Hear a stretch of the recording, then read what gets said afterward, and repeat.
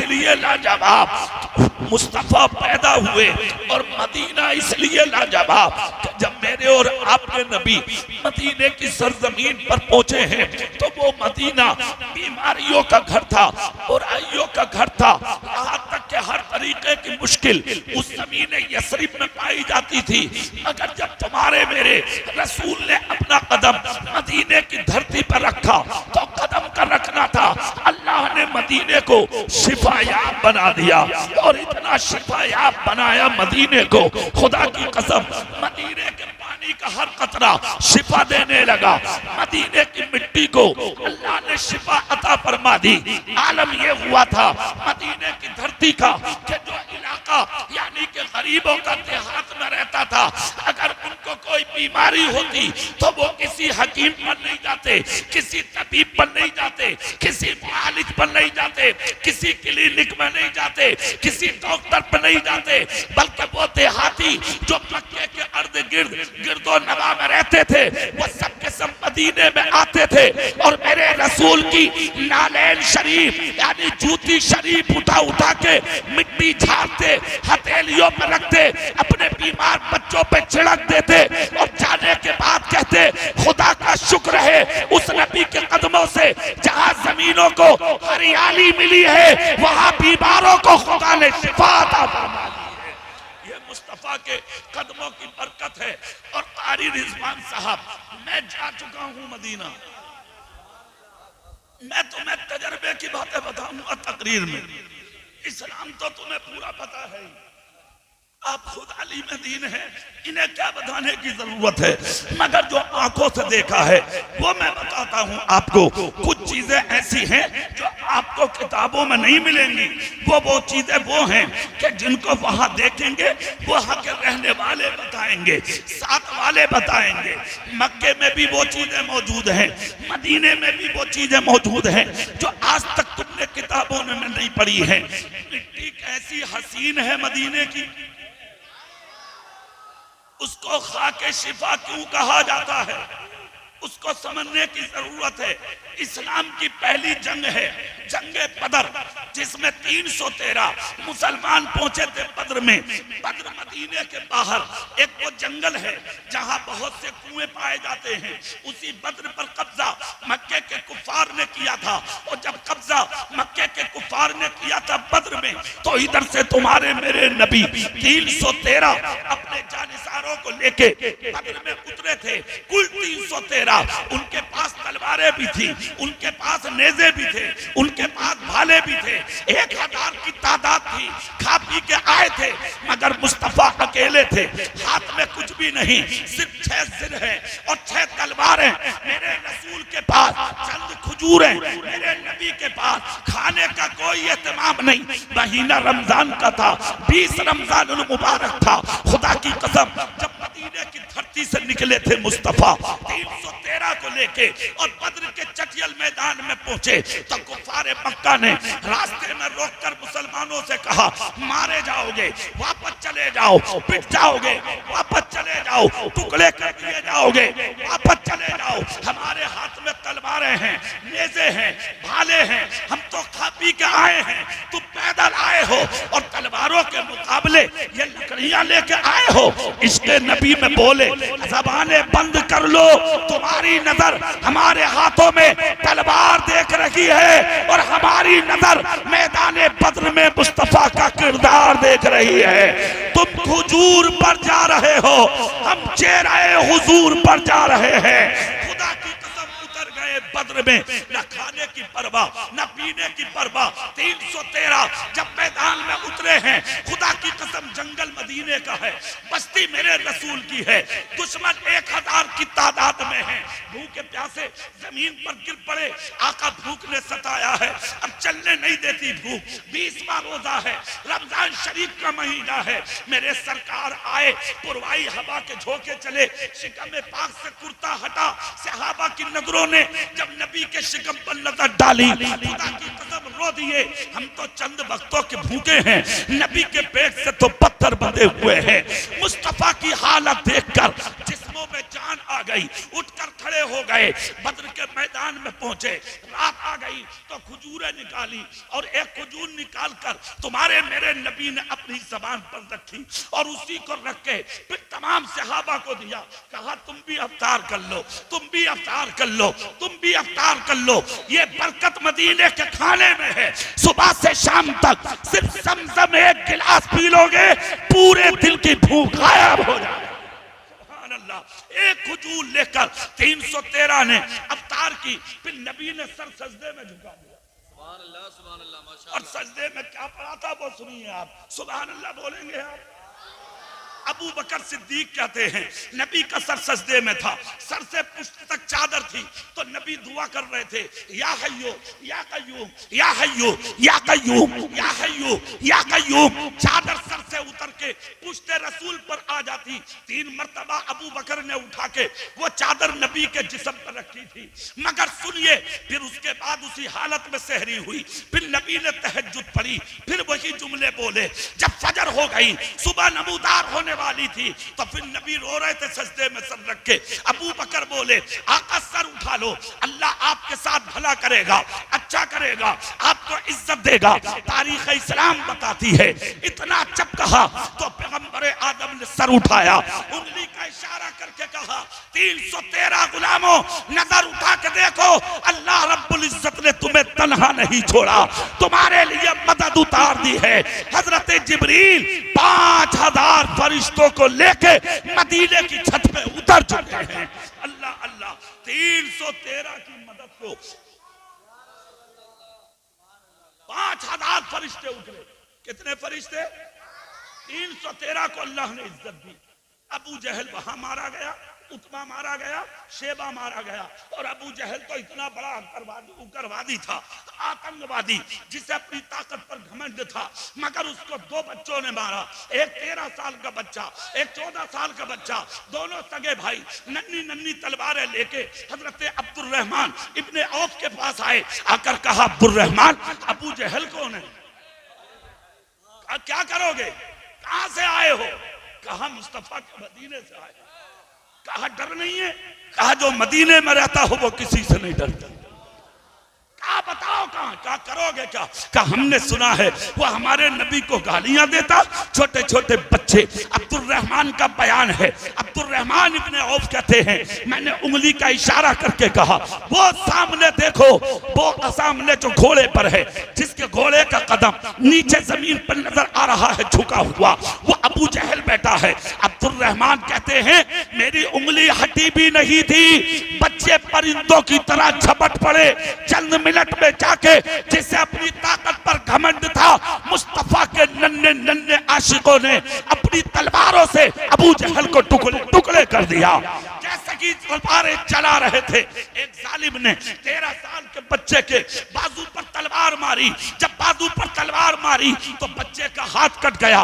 13 साल का बच्चा कितना होता है, बाजू कट के जमीन पर नहीं गिरा, बाजू लटक गया। तो बच्चे ने इसके रसूल में देखा, ये बाजू लड़ने में आड़े आ रहा है, तो उस बाजू को अपने दाहिने पैर में दबाया, झटका देके बाजू को तोड़ के बोला, मैं किसी और का गुलाम नहीं, मैं आमिना के लाल का गुलाम हूं। अल्लाह अल्लाह।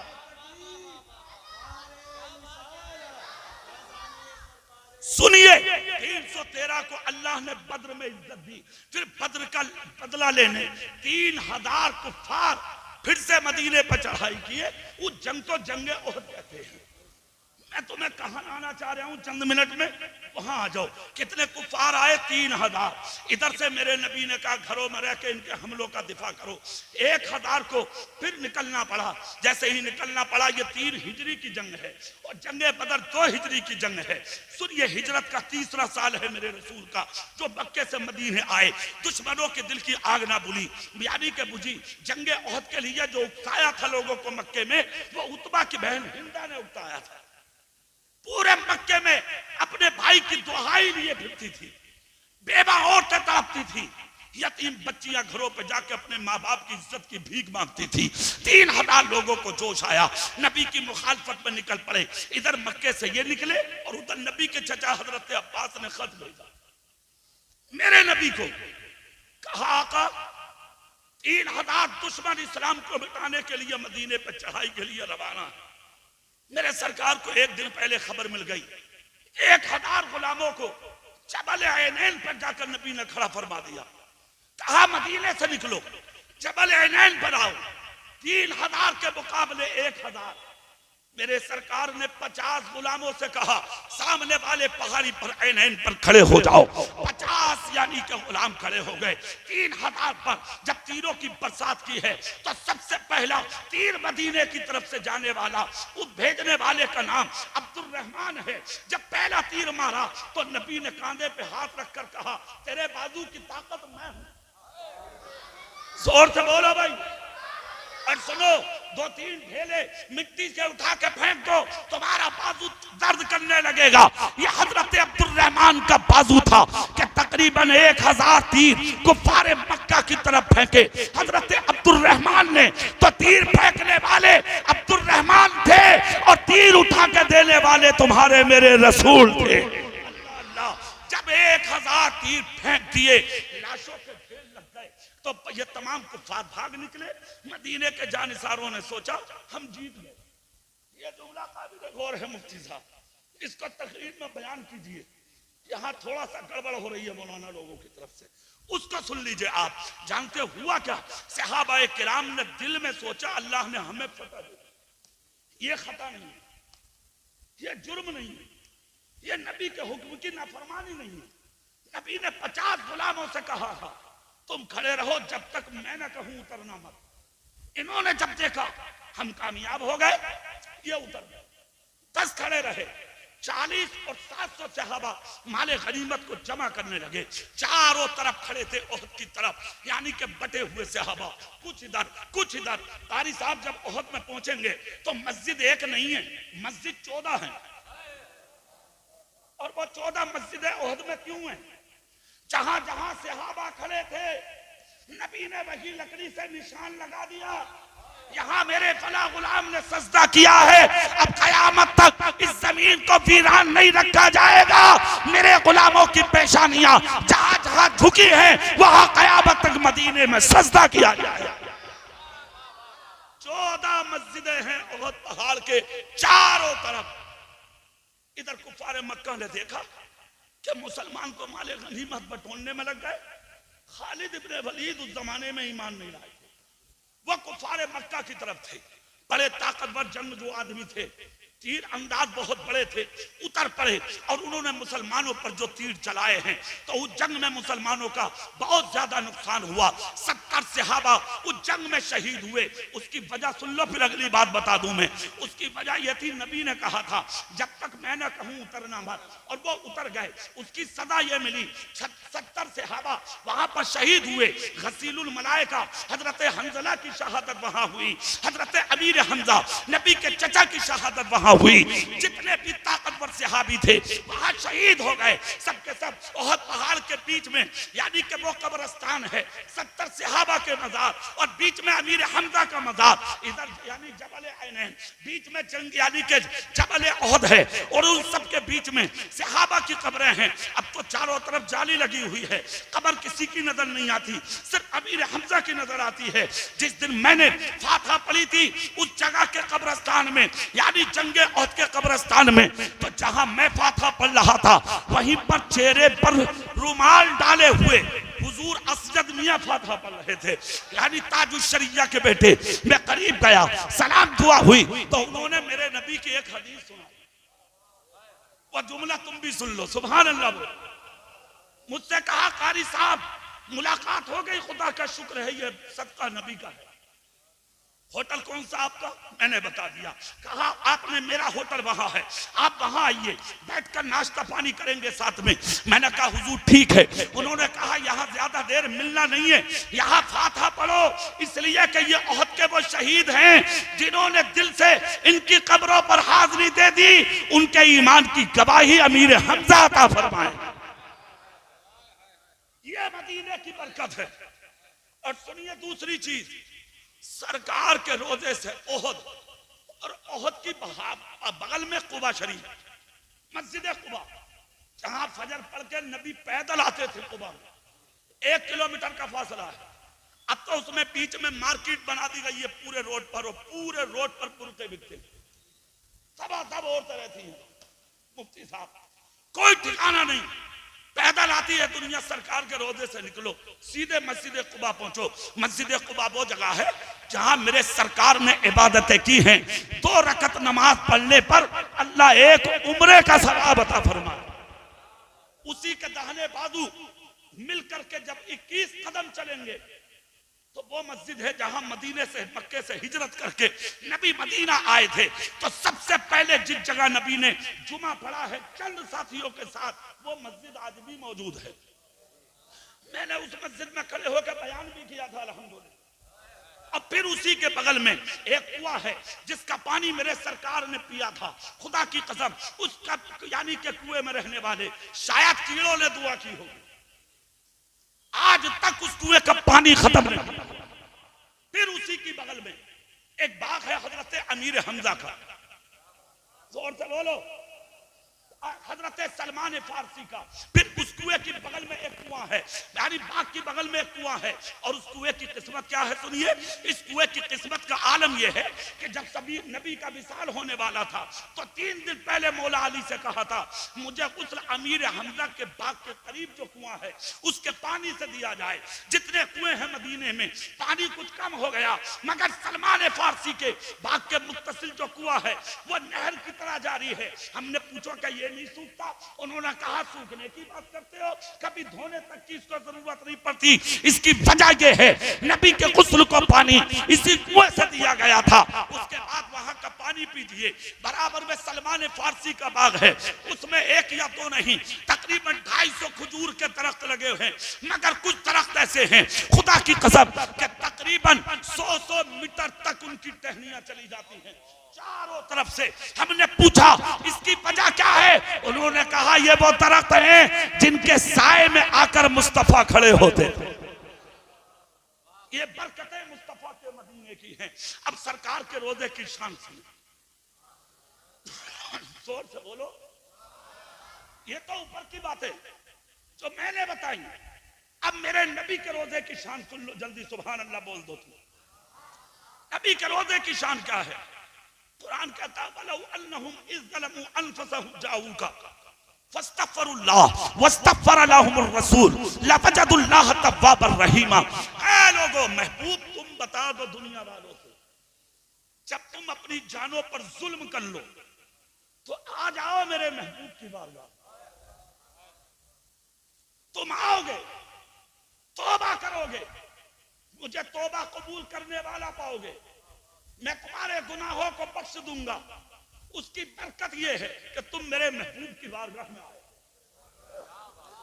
कमाल की बात यह है, कितना ही बड़ा मुजरिम हो, कितना ही बड़ा चोर हो, कितना ही बड़ा जानी या शराबी हो, कितना ही बड़ा गद्दार या मक्कार हो, मुफ्ती साहब जब नबी के रोजे पे जाता है और जब जालियों पे नजर पड़ती है और जब सरकार के रोजे की तरफ बाबू सलाम की तरफ से दाखिल होते हैं। एक चीज और बता दूं मुफ्ती साहब, ये भी आपको किताबों में ना मिलेगी, बात मिलेगी ना। मैंने भी अपने बुजुर्गों से सुनी है। किताबों की तो तुम्हें बताने की जरूरत ही ना, तुम तो खुद किताब हो अल्हम्दुलिल्लाह, तुम्हें क्या बताना। मगर वो बातें बता दूं जो मुझे अकाबिर ने बताई हैं। जब भी सरकार के रोजे पे जाएं तो गेट नंबर 65 से दाखिल हो। उसकी वजह यह है जब भी अभी अल्लाह के रसूल की बारगाह में हुजराए आयशा के करीब आते थे तो उस जमाने में यही रास्ता खुला हुआ था, ये गेट 65 वाला। अबू बकर यहीं से आते थे, उमर यहीं से आते थे, उस्मान यहीं से आते थे, अली यहीं से आते थे, जिब्रील दूसरे रास्तों से आते थे। तो एक दिन नबी से बोले आका मैं तो सबको इधर से आता देखता हूँ, कहा ये जिधर से भी आए, तुम जहां से आए हो वहां से आते रहो। तो जिब्रील बोले जो अबू बकर और अली को पसंद है वही रास्ता जिब्रील को पसंद है। इस गेट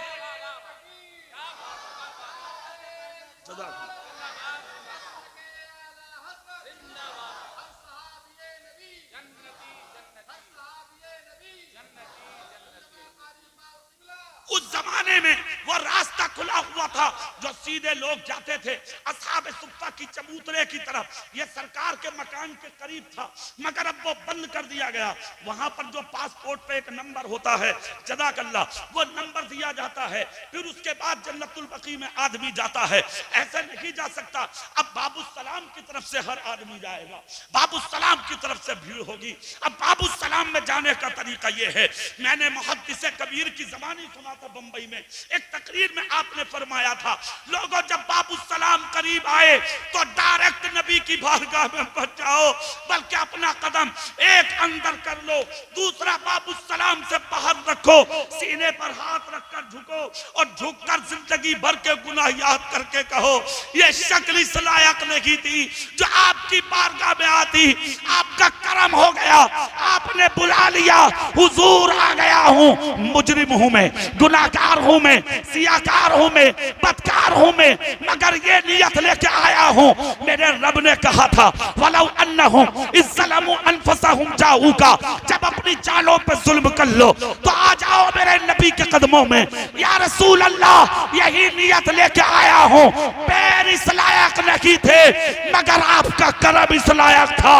आना मेरा काम है, सीने से लगाना आपका काम। बाबू सलाम में दूसरा कदम रख दो। मुहद्दिस कबीर फरमाते हैं, जब तुम इस अंदाज में जाओगे, इधर अंदर दाखिल होगे, उधर गुनाहों की मग़फ़िरत शुरू हो जाएगी। बारगाह मुस्तफा में अब सरकार के रोज़े पे जाएंगे आप, तो अब उन्होंने जाली रखी है 5 फीट की दूरी पर, आप रोजे के करीब। अच्छा, यहां पर हम लोगों को बुरा लगता है, तवज्जो करें जुमले पर, हमें तकलीफ होती है यार, हमें सरकार का रोजा छूने नहीं देते, नजदी हुकूमत है, मगर मुफ्ती साहब वहां जाके पता लगा जो हो रहा ठीक हो रहा, इसमें भी हिकमत है।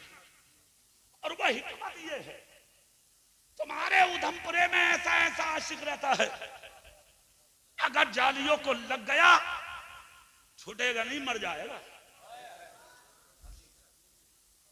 ये जाली किसी वली की नहीं, ये जाली मुस्तफा जाने रहमत की है, जो जाली से 5 फीट की दूरी पर खड़ी की है जाली। लोग उसे पकड़ पकड़ के बेहोश हो जाते हैं, जमीन पर गिर जाते हैं। हमने चीखते चिल्लाते देखा, जो मेन जाली है अगर वो हाथ आ जाती तो फिर आशिकों का हाल क्या होता। इसलिए जो भी हो रहा है अच्छा हो रहा है। सख्त लोगों को लगाया गया है, वहां पर सख्त लोग लगे हैं, हाथ मत लगाइए। और मैं तो कहता हूं लगाना ही नहीं चाहिए। कहां मेरा हाथ और कहां मुस्तफा का रोजा,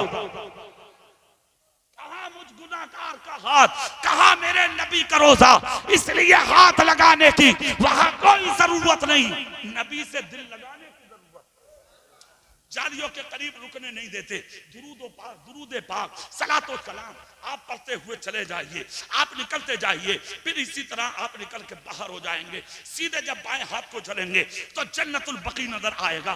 दरवाजा 24 घंटे खुलता है फजर के बाद। आप दाखिल हो जाओ, पूरे जन्नतुल बकी में जाके घूमो, जिस बाजार पे चाहो चल के हाजिरी दो, फातिहा दुरूद पढ़ो। उसकी वजह क्या है? मेरे पीर मुर्शिद हुजूर ताजुल शरिया फरमाते थे, जन्नतुल बकी को अल्लाह ने ये एजाज बख्शा है कि जन्नतुल बकी में 24 घंटे 70,000 फरिश्ते सैरो तफरी करते हैं। सिर्फ इसलिए आते हैं कि नबी के रोजे पे सलाम भी हो जाए और सहाबा का दीदार भी। अब मदीना, मक्का भी लाजवाब, मदीना भी लाजवाब। आला हज़रत जब मदीना गए, पैर में कांटा चुभा था सरकार आला हज़रत। वो अचानक जब पैर जमीन पर घिसड़ा तो कांटा निकल गया। आला हज़रत ने उसे उठाया और चूम लिया। साथियों ने पूछा, हुजूर क्यों चूमा? कहा निकल गया, अच्छा होता कि ना निकलता। कहा क्यों? कहा मदीने से कुछ और लेने नहीं आया, कम से कम कांटा तो ले जाता। तो खुदा की बारगाह में जाके कह देता, परवरदिगार कुछ नहीं, अपने पांव में तेरे हबीब के दयार का कांटा लगा। ये आशिकों की बातें हैं, ये गुलामों की बातें हैं, ये मुस्तफा के चाहने वालों की बातें हैं। उस जगह का कोई जवाब नहीं है। नबी का रोजा भी लाजवाब, बगिया भी लाजवाब, बस्ती भी लाजवाब, इलाका का भी लाजवाब, और क्यों ना होगा लाजवाब, वहां पैगंबर भी तो लेटा है लाजवाब।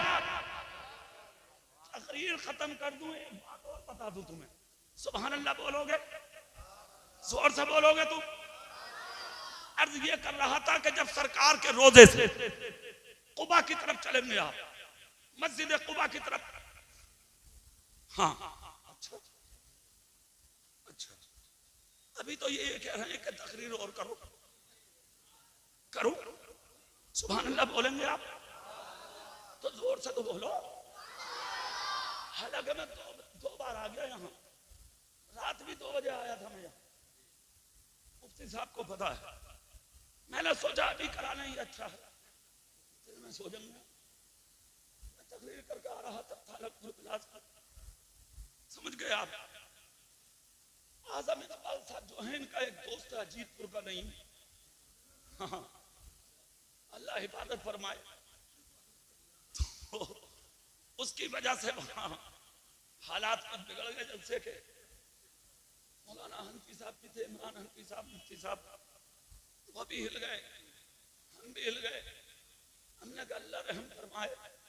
शायर थे सईद अख्तर जो कनपुरी, वो तो बेचारे बहुत ज्यादा हालात वहां ऐसे हो गए, डायरेक्ट हमें बैठना पड़ा तकरीर करने। 1.5 घंटा तकरीर करके पूरी बस्ती को जमा किया मैंने, अल्हम्दुलिल्लाह पूरे इलाके को तकरीर में मिला दिया मैंने। मुफ्ती साहब को कुर्सी पे बैठा के मैं आ गया। मैंने सोचा कि मैं यहीं सो जाऊं, सुबह तो फिर उठ के तकरीर करनी है। मैंने कार यहीं रोक दी अपनी रात। तो मौलाना आसिफ कमाल साहब ने फरमाया भाई साहब सो रहे हैं, तो हमने कहा यार इन्हें जागना है कल को, उन्हें सोने दो, हम तो अपने घर भी जाके सो जाएंगे भैया। हाँ, मैं इन्हें सोता छोड़ के निकल गया था रात, तो नहीं मैं आ गया था, खजूर खा के गया था आपके हुजरे में, आपको पता नहीं है, इसलिए कि जब बुलावा आ जाए तो फिर नजर मदीने पे होती है, फिर मौलाना लोगों को नहीं होती।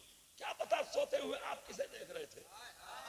हाँ, वहां तो न सूरत देखी जाती है न सीरत देखी जाती है, वहां तो मांगने वालों की नीयत देखी जाती है। बहुत अच्छा जुमला बोला था आकिल रजा मुरादाबादी ने अभी, कि उस दयार के लायक हमारी शक्लें हैं नहीं, हमें जो उस दर के काबिल बनाया है ये मुस्तफा के करम ने बनाया।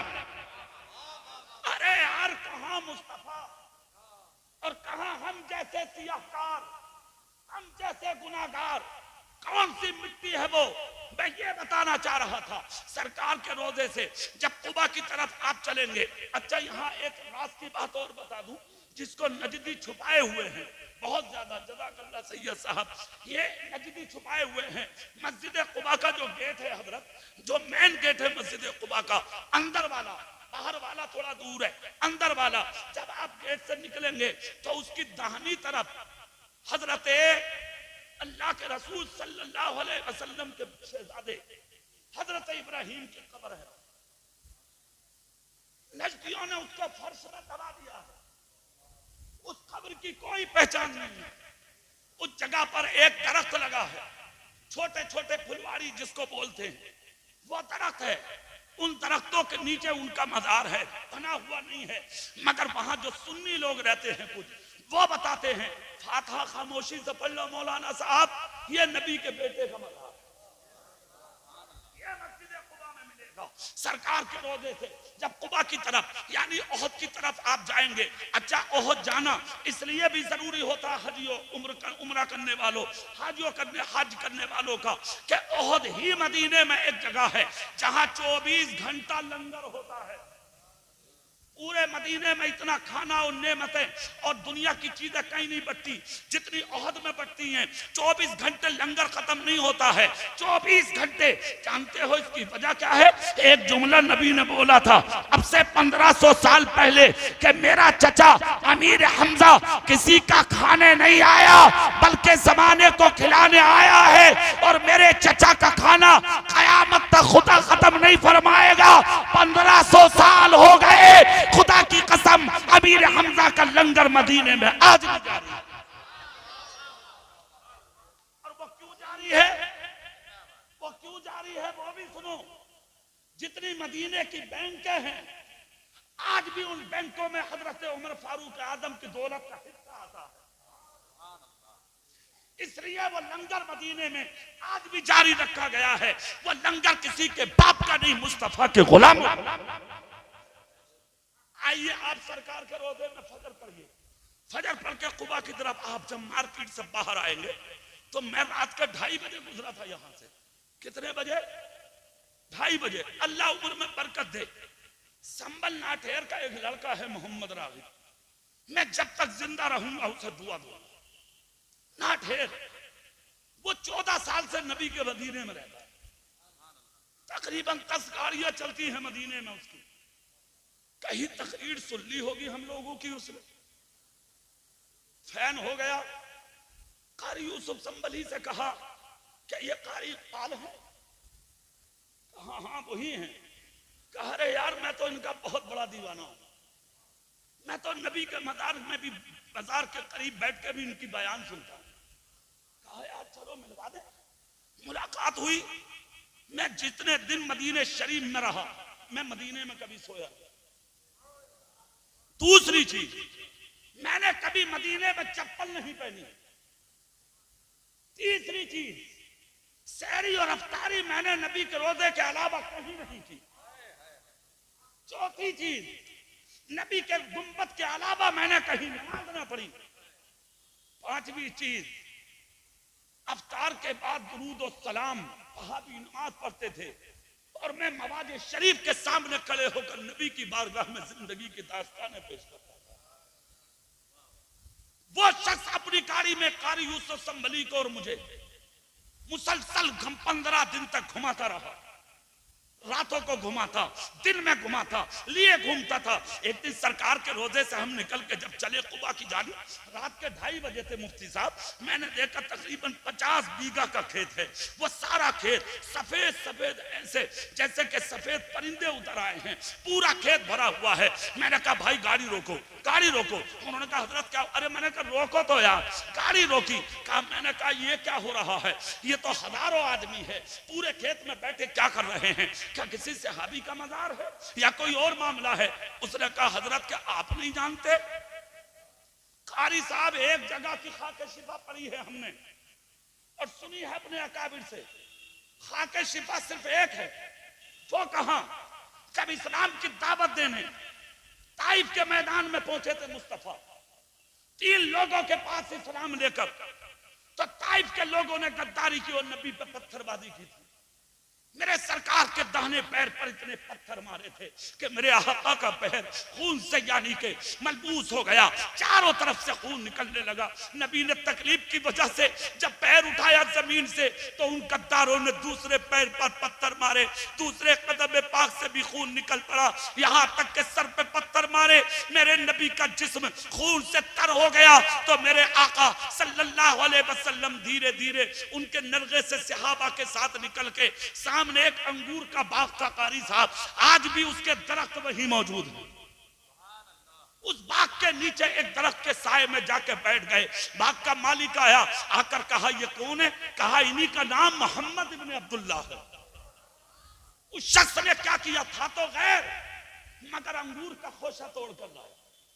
कहा आप बहुत मुश्किल में हैं, लीजिए। अगरचे मैं भी इन्हीं की जमात का हूं मगर दिल है मेरे अंदर, मुझे अच्छा नहीं लगता, आप अंगूर खा लें। मेरे आका ने अंगूर खा के दुआ फरमाई, उसी वक्त कलमा पढ़कर मुसलमान। उसका बाग आज भी मौजूद है ताइफ में। उस बाग के अंदर जुती हुई थी जमीन, मेरे सरकार ने कुछ मिट्टी उठा के अपने पैर के जख्मों पर डाल दी। ये अदा खुदा को इतना पसंद आ गई, रब ने ऐलाने आम कर दिया, महबूब जिस जमीन की मिट्टी को तू अपने जख्मों में रखे और मैं उसे मिट्टी रहना दूं, ऐसा नहीं होगा। मिट्टी रखना तेरा काम था, कयामत तक के लिए इसे खाके शिफा बनाना हमारा काम।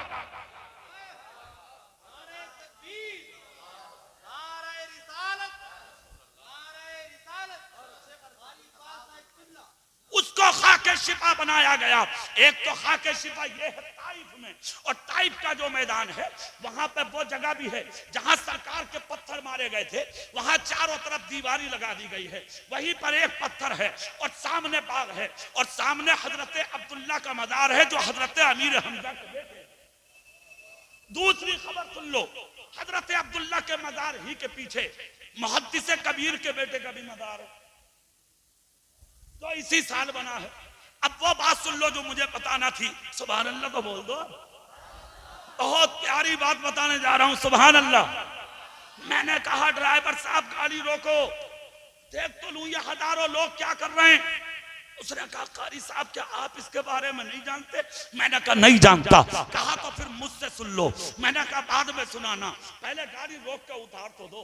उसने उतारा, हम कारी यूसुफ और मैं, हम दोनों भाग पड़े। अरे कहां बर्दाश्त होती है मदीने में। जैसे ही आगे चले तो वो बाजू पकड़ के बोला हजरत 15 साल से हूं मदीने में, सुन तो लो बात क्या है। मैंने कहा बोलो। कहा ये सामने जो पहाड़ है ये है जबले ओहद। कौन सा पहाड़ है बोलो? जबले ओहद। और ये जबले ओहद वो है जहां से तीर बरसाए गए थे तुम्हारे मेरे रसूल पर, पत्थर मारे गए थे जबल ऐनैन से, जबल ओहद से सरकार जख्मी हो गए थे। यहां तक के मेरे सरकार को सहाबा ने नरगे में ले लिया था। मदीने में ये खबर पहुंच गई थी उस दिन कि अल्लाह के रसूल शहीद कर दिए गए हैं। ओहद के दिन की बात है ये। जब मदीने में खबर फैली तो औरतों ने चूल्हे तोड़ दिए, दरवाजे बंद कर दिए, चिराग गुल कर दिए, घरों में अंधेरा कर दिया। मदीने की रौनकें खत्म हो गई। औरतें बच्चे मर्द सब निकल के बाहर आ गए। औरतों ने सरों पर दुपट्टे रख रख के निकल पड़ी। एक औरत तो ऐसी भी निकली, रास्ते में बाप की लाश मिली, कहा तेरे बाप पड़े हैं, कहा रहने दो। फिर शौहर की लाश मिली, कहा तेरा शौहर पड़ा है, कहा पड़ा रहने दो। रास्ते में भाई की लाश मिली, कहा तेरे भाई के जख्म है, ये मर चुका शहीद हो चुका, कहा पड़ा रहने दो। कहा तेरा 23 साल का जवान पड़ा है, ये शहीद हो गया, कहा होने दो। लोग बोले जा कहां रखी हो? कहा सब चले गए, जाने दो। ये बता दो मेरे रसूल कैसे हैं, बताओ मेरे नबी कैसे हैं? इतना जब कहा खुदा की कसम कुर्बान, तो एक शख्स ने कहा चल सामने वाले खेत में मुस्तफा बैठे। ये वही खेत था जहां वो औरत आई थी नबी के पास। सुभान अल्लाह नहीं बोलोगे? आके देखा तो सहाबा के बीच में नबी चादर ओढ़े बैठे। मेरे सरकार की बारगाह में आकर सामने खड़ी हो गई। नबी ने फरमाया ये औरत कौन है, इसको किसने इजाजत दी मैदान में आने की? कहा आका सारा खानदान चला गया, इसने किसी की ना मानी, इसे सब्र ना हुआ, इसकी तमन्ना यह है जब तक नबी को ना देख लूं मुझे सुकून ना होगा। मेरे नबी ने फरमाया इस औरत को मेरी जानिब से एक मुद्दा दे। कहा क्या? कि अल्लाह ने इसके घर की शहादतों को कबूल कर लिया। औरत इधर वापस चली और उधर मेरे रसूल ने एक हुक्म दिया। मक्के वालों को भी खबर मिल गई। क्या खबर मिली मक्के वालों को? मक्के वालों को यह खबर मिली कि मोहम्मद इब्न अब्दुल्ला कत्ल कर दिए गए, मादल्ला। वो भी खुशी में झूम गए। मेरे रसूल तो हयात थे। इसी खेत में जो नबी के जख्म लगे थे जंग ओहद के दिन, मेरे नबी ने सहाबा को हुक्म दिया मेरे जिस्म पर खाक मल दो, मेरे जिस्म पर खाक मल दो। इसी खेत की मिट्टी उठा उठा के ओहद के नीचे की मेरे सरकार के जिस्म पर डाली गई। खुदाए पाक ने इस मिट्टी को भी मुतबर्रक बना दिया। उसी खेत की मिट्टी मैं भी लाया था उठा, ताइफ की भी लाया था मैं, इस खेत की भी लाया था मैं। और वो जगह जहां सरकार बैठे थे मेरे नबी के बैठने की निशानी मौजूद, सहाबा के बैठने की निशानियां मौजूद, जहां सहाबा खड़े थे वो निशानियां मौजूद, जहां नबी बैठे थे वो निशानियां मौजूद। खुदा की कसम खड्डे कर दिए हैं खेत में मिट्टी उठाते उठाते। वजह क्या है? अल्लाह ने इस मिट्टी को यानी इतना मुतबर्रक बना दिया। महबूब तूने एक बार लगाया है, उम्मत कयामत तक लगाती रहेगी और तेरे नाम के नारे लगाती। ये है जंग ओहद और ये है सहाबा। इधर अमीर हमजा, इधर जबल औनैन, बीच में वो मस्जिद जहां सरकार ने 2 रकत नफिल नमाज अदा की थी। मदीने से आते हुए इस मस्जिद को एक मकाम हासिल है, सुभान अल्लाह बोलो। अबू बकर सिद्दीक नबी के साथ थे। नबी ने फरमाया अबू बकर मदीने में बाद में दाखिल होंगे, पहले नमाज पढ़ लें। उसी मस्जिद में उसी जगह पर नमाज पढ़ी। जब नमाज पढ़ ली तो एक दिन अबू बकर सिद्दीक ने चंद दोस्तों को साथ लेकर उस मस्जिद की दीवारें कायम कर दी। मस्जिद की दीवारें जब लगा दी, लकड़ी डाल दी, आज भी उस मस्जिद में वो दीवारें हैं और वही लकड़ियां हैं जो अबू बकर सिद्दीक ने अपने हाथों से नस्ब फरमाई। खुदा का शुक्र है, मक्का लाजवाब है, मदीना लाजवाब है, ये सारी बस्ती लाजवाब है, इसलिए जो लोग वहां जाते हैं वो भी लाजवाब हैं। हुज्जतुल इस्लाम इमाम गजाली का एक जुमला कारी साहब भी सुन लें और आप भी सुन लें। हजरत इमाम गजाली इरशाद फरमाते हैं, मक्का मदीना हर आदमी नहीं जाता, वो जाता है जिसकी कोई नेकी अल्लाह कबूल कर लेता। कितना ही बड़ा मुजरिम हो, गुनाहों का दफ्तर अलग है, नेकियों का दफ्तर अलग है। गुनाहों की वजह से नेकियां बर्बाद नहीं होती हैं, यह हमेशा याद रखिए। एक फरिश्ता गुनाह लिखता है, दूसरा फरिश्ता नेकियां लिखता है। गुनाह की वजह से नेकियां जाए नहीं होती, कभी बर्बाद नहीं होती। कोई ना कोई ऐसी नेकी हो जाती है आदमी से तो अल्लाह उसे कबूल करता है और उसकी वजह से अल्लाह उसे मुस्तफा का मदीना दिखा देता है। खुदा का शुक्र है, हमारे भाई मौलाना आसिफ कमाल के बड़े भाई हजरत मौलाना कारी मोहम्मद रिजवान साहब को अल्लाह ने यह सआदत से सरफराज फरमाया कि आज वो मक्का भी जाएंगे, फिर मुस्तफा का मदीना भी जाएंगे। खुदा की कसम, मक्का और मदीना जाने वालों की किस्मत का हाल ये है। मुस्तफा कहते हैं, जिसने ईमान की हालत में अमीर हमजा का रोजा देख लिया, उसके ईमान की गवाही अमीर हमजा 70 सहाबा के साथ देंगे और मैं तो उसकी शफाअत का जिम्मेदार बन जाता। ये हमारे नबी ने फरमाया है। अल्लाह हर मुसलमान को उस सआदत से सरफराज फरमाए, अल्लाह हर अमीर और गरीब को मुस्तफा का मदीना दिखाए। जितने लोग यहाँ बैठे हैं, अल्लाह ताला सबके दिली और जायज ख्वाहिशात को मुकम्मल फरमाए और सबको अपने महबूब के रोजे की जियारत नसीब फरमाए। और जितने ये शायर, खुतबा, मुकर्रिर बैठे, ये बड़े कीमती लोग हैं सबके सब। यूनुस साहब हैं, ये मौलाना कासिम साहब हैं, ये मुफ्ती साहब हैं, ताजपुरी हैं, आकिल अदा साहब, मुफ्ती नवाब साहब, आजम इकबाल साहब, ये तमाम लोग, ये मुफ्ती मोहम्मद सुलेमान नईमी मरकजी और ये तमाम उलमा, ये मेरे दोस्त हैं बचपन के। कारी मुमताज साहब आज के नहीं है, हाँ बता दूं तुम्हें, अब पता किसी उधमपुरे के गुना दोस्त बचपन के, बचपन के साथी हैं, मेरे बचपन के दोस्त हैं, अल्हम्दुलिल्लाह पक्की दोस्ती है हमारी गाड़ी वाली। अल्लाह ताला इनकी उम्र में बरकत दे और इनको खूब तरक्कियां दे और मुस्तफा का मदीना दिखाए। इनके एक छोटे भाई हैं, अल्हम्दुलिल्लाह, वो शायद कहीं है नहीं अभी, हाँ माशाअल्लाह, वो भी बहुत अच्छे आदमी, पढ़े लिखे आदमी हैं। अल्लाह उम्र में खूब बरकत अता फरमाए। जितने लोग बैठे हैं, कारी साहब का खुदा उम्र कबूल कर ले तो इसकी बरकत से अल्लाह हम सबको फिर वहां की हाजिरी नसीब फरमाए। और जितने खुतबा नुतबा बैठे हैं, सिर्फ एक नियत बनाने, वही एक नियत, रबीउल अव्वल तो हो गया पूरा, अब गौस पाक की 11वीं आ रही है, सिर्फ इनाम का पैसा इकट्ठा कर लो ईमान से कह रही है, और रमजान में मुस्तफा का मदीना देख लो। जिसने मदीना ना देखा कुछ नहीं देखा। किताब का जुमला नहीं, मेरे दिल की किताब का एक जुमला है जो मैं अपने मकान में बैठ के अपने दोस्तों में हमेशा बोलता हूँ। आज फिर बोल रहा हूँ कारी साहब की रवानगी पर। खुदा की कसम, जिसने जिंदगी में मौलाना आसिफ साहब मुस्तफा का मदीना देख लिया, मैं तो ये सोचता हूँ उसका जन्नत में दिल कैसे लगेगा। मदीना वो जगह है जिस दिन खबर आएगी कि तुम्हारी रवानगी की फ्लाइट कल है, नींद हराम हो जाती है, खाने जी नहीं चाहता, मुस्तफा के रोजे से लोगों को हाथ पकड़ पकड़ के खींचना पड़ता है। और क्यों ना खींचे, ला युमिनु अहदुकुम हत्ता अकूना अहब्बा इलैहि मिन वालिदिही व वलदिही वन्नासि अजमईन। तुम में से कोई भी उस वक्त तक मोमिन कामिल नहीं हो सकता जब तक कि अपनी माँ, अपने बाप, अपनी औलाद, अपने बीवी, अपने बच्चे, यहाँ तक कि दुनिया की हर चीज से ज्यादा तुम नबी से प्यार न करने लगे। भूल जाओगे मक्का देख के, बेबियां भूल जाओगे मुस्तफा का मदीना। वहां सिर्फ एक चीज याद आती है, अल्लाह तू राजी हो जा और आका तुम राजी हो जा। जब ये राजी तो कामन बन गया, जिंदगी आपकी खुशगवार गुजरेगी, जिंदगी लाजवाब होगी। अल्लाह ताला वहां की हाजिरी मेरे इन सारे दोस्तों को अता फरमाए। अल्लाह ताला तुम सबको भी मुस्तफा का मदीना दिखाए। कारी साहब का कदम कदम अल्लाह कबूल करे और ये गुंबद खजरा और खाना काबा जिस वक्त पहुंचे, अल्लाह ताला इनकी जबान से जो जुमले निकले उनको कबूल फरमा ले।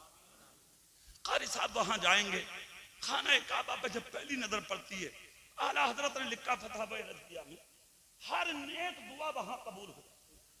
उस वक्त आला हजरत ही ने उसकी वजाहत यूं फरमाई है। अब मौलाना आसिफ जब गले मिलेंगे, हाँ गले मिलेंगे मौलाना आसिफ कमाल साहब, तो गले मिलकर ये क्या बोलेंगे, भाई साहब मेरे लिए दुआ करना। गांव वालों ने कहा होगा दुआ करना। अब उधमपुरा के लोगों की भी तो कुछ तमन्ना होंगी जो इतने बड़े तोहफे से सरफराज किया उन्होंने। अल्लाह तुम्हें कभी गरीब और जलील नहीं होने देगा इंशाअल्लाह। तुमने अपने आलिम की इज्जत की है, अल्लाह तुम्हारी इज्जतों में इजाफा फरमाएगा। बहुत बड़ी बात है। तो सुनिए, इसको आला हजरत ने जो वजाहत की है जुमले की, खाना काबा पे जिसकी पहली नजर पर जो नेक दुआ हो वो कबूल होती है। अब सब कहेंगे, हम भी तो कह रहे हैं दुआ करना। आजम साहब, नवाब साहब, आकिल साहब, सुलेमान साहब, कासिम साहब, जितने हैं सब कहेंगे, सब जो भी मिलेगा वो कहेगा दुआ करेंगे। अब पलक है एक, पलक एक है। अब पलक ही तो है, बताओ कोई छप्पर थोड़ी है वो टिका ही रहेगा जब तक बल्ली ना हटाएंगे नीचे को ना आगा आ भी सके। कारी साहब का पलक है, आ भी सके है नीचे को, समझ गए। अच्छा, इसको आला हजरत ने एक चीज और लिखी है कि अगर कबूलियत की अलामत नजर ना आती होगी तो फलक जल्दी से, इसको भी जाहिर कर दिया आला हजरत ने। वो हदीस अपनी जगह, मगर आला हजरत ने जो जुमले लिखे हैं वो क्या है वो सुन लो। कह रहे दुनिया कहेगी दुआ के लिए, तो एक पलक में किस किस की दुआ करोगे तुम। इसलिए आला हजरत ने फरमाया सबके नाम लेके दुआ मत करो, बस एक जुमला बोल दो जब नजर पड़े, मौला तेरी बारगाह में आ गया हूं, मक्के और मदीने में जो भी नेक दुआ करूं मेरी हर दुआ को कबूल